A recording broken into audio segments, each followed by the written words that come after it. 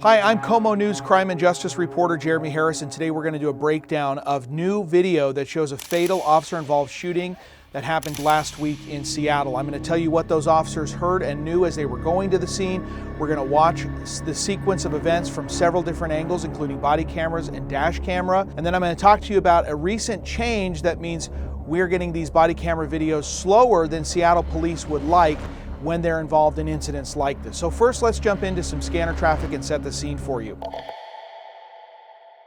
It was on October 30th, it was around 4:15 in the afternoon, when Seattle police received a call about a man who was seen with a weapon near the intersection of 4th Avenue and Holgate. That's in the SODO neighborhood. It's an industrial part of Seattle, but it's very busy. 4th Avenue always has a lot of traffic coming and going on it. So let's listen to the first piece of dispatch audio. Remember, this is dispatchers talking to police officers on their radio. Let's listen to what they were told. Ocean Sector, weapon call, South Lander Street, 1 Avenue South.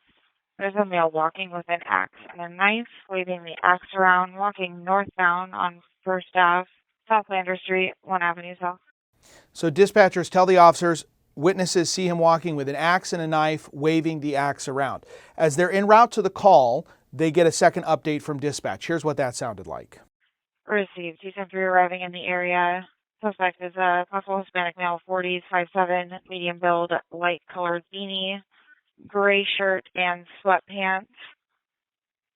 I believe he was moving it northbound. He had an axe and a knife. He was waving the axe around. He was moving northbound, moved from Lander to Stacy. That was the last location we had for him.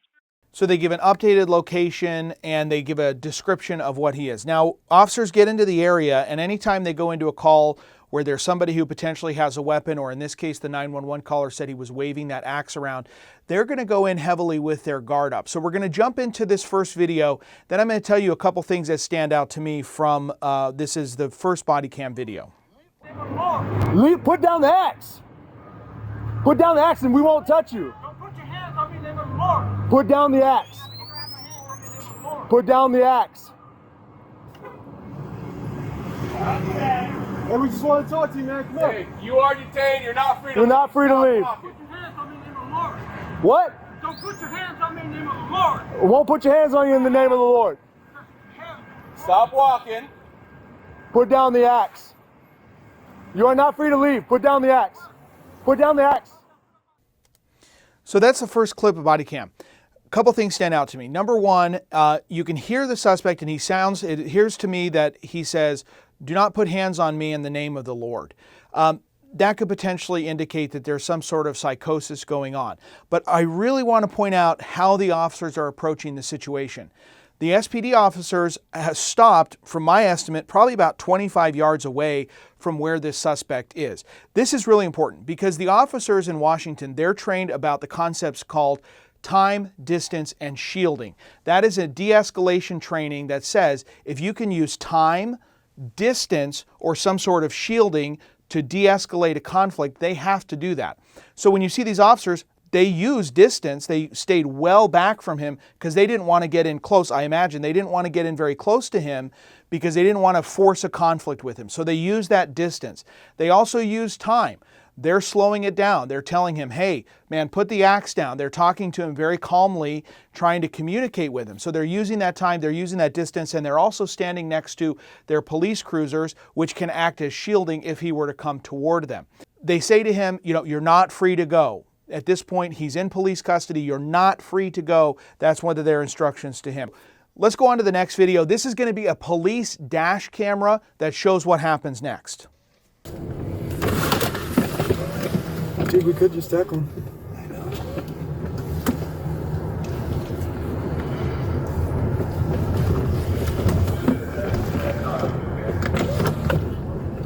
Nobody's gonna touch you. We won't touch you, but you still gotta stop so we can talk to you. Perfect, just stay right there. That's all we just want to talk. Stay right there and we'll talk with you.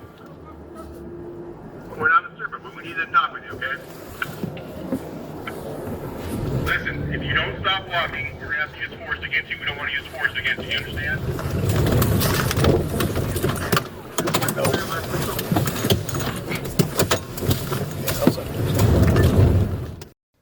Okay, that again, time, distance, shielding. Here, these officers, he starts walking down the street, they're staying in their cars.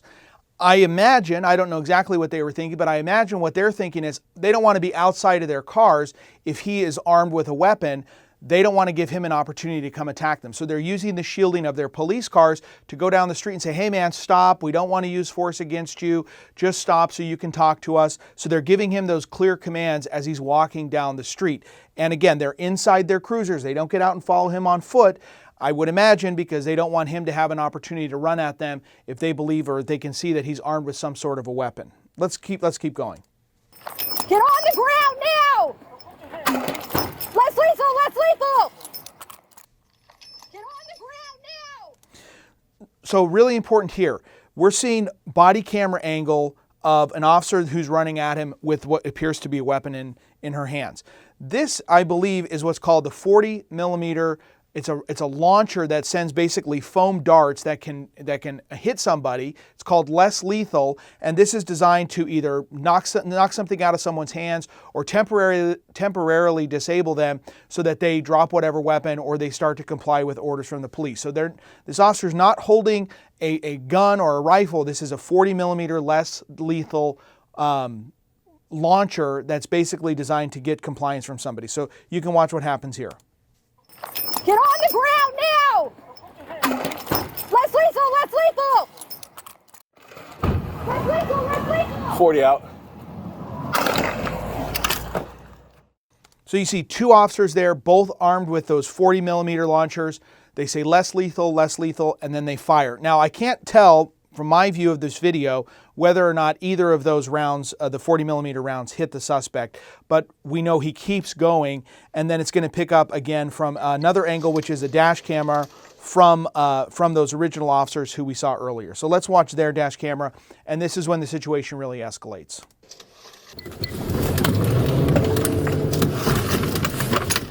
Stop now.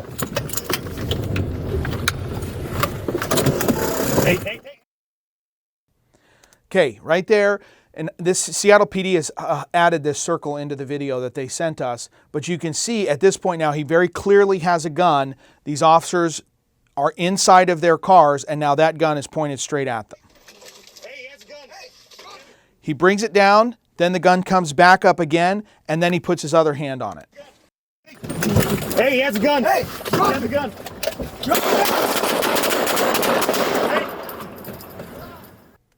So those officers, there was a point in there where that officer presumably is in the driver's seat of the car. That's where he was pulling up behind him as he's following me down the sidewalk.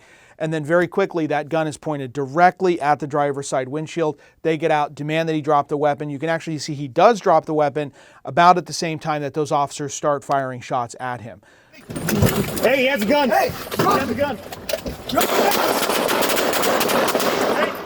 And I can't tell from the video whether the gun jammed or what was going on with the weapon, but he brings his arm or his other hand, puts it on the gun, and then it seems to me as if you can see, if you zoom in on the video, it looks to me like his finger is wrapped around the trigger.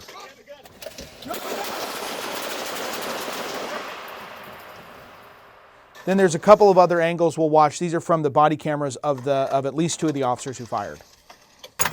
Stop now.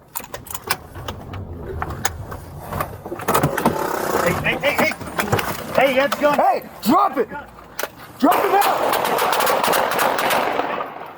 So now the officers, after the shooting, they tried to render aid, but there was, as you heard there in the video, several rounds fired, and ultimately the man died there at the scene. Now, he was identified by the King County Medical Examiner as Jack Palelli. He's 46 years old, from Seattle. So now this is all under investigation. Of course, anytime officers use deadly force, there's a lot of investigating that goes on.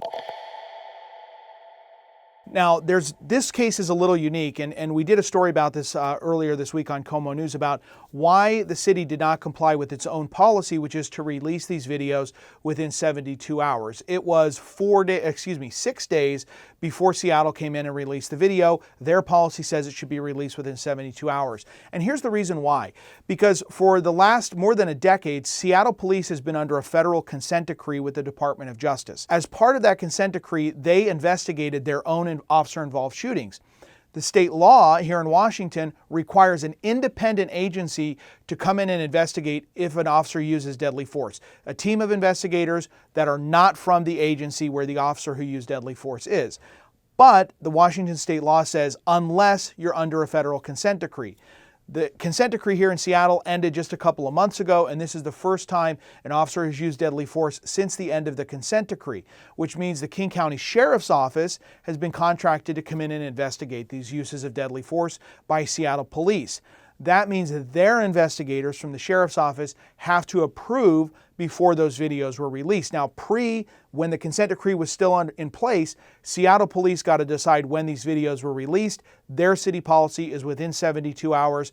The Sheriff's Office here, though, was the one that got the say of finally when the videos could be released. And of course, they took longer than 72 hours. So that's why there was a little bit of a delay. When Seattle says we want these videos out within 72 hours, it's all spelled out in their policy. That's why it took a little bit longer, but still within a week. And it's important context. Some agencies don't release these until the very end of the investigation. I track a lot of these cases. I'm still trying to battle sometimes to get videos from 2023 shootings that have just wrapped up. There's been a decision made by the prosecutors, and we're still fighting to get those videos, and that process can just be very, very slow. So even though Seattle police here was just about a week before they released the videos, still much faster than a lot of agencies here in Western Washington. As for the officer-involved shooting, their actions, now we've seen the video. The investigators are going to go through. They're going to look at everything within policy, within the law, and there's going to be a lot of investigation around it. But I think the videos here really help spell out exactly that sequence of events that happened. The thing that really stands out in my mind, again, is that training concept of time distance shielding. You can see those Seattle police officers used that throughout this entire incident. They stayed in their cars when they thought he was armed with an axe. As for what the weapon was that he had, it looks to me like it may have been a gardening hoe. But again, we don't know if that's the only weapon he had or if there was a different weapon. Police have not released that information, but we certainly know that he had at least what looked to me like a gardening hoe, and then of course the gun that we see there in the video. No officers were hurt in all of this, and again, it'll go back to now the King County Sheriff's Office to come in and investigate their actions. So let us know what you think. If you have any questions, feel free to drop them in the comments section. You can also email me. My email is jeremyharris@komonews.com. Thanks.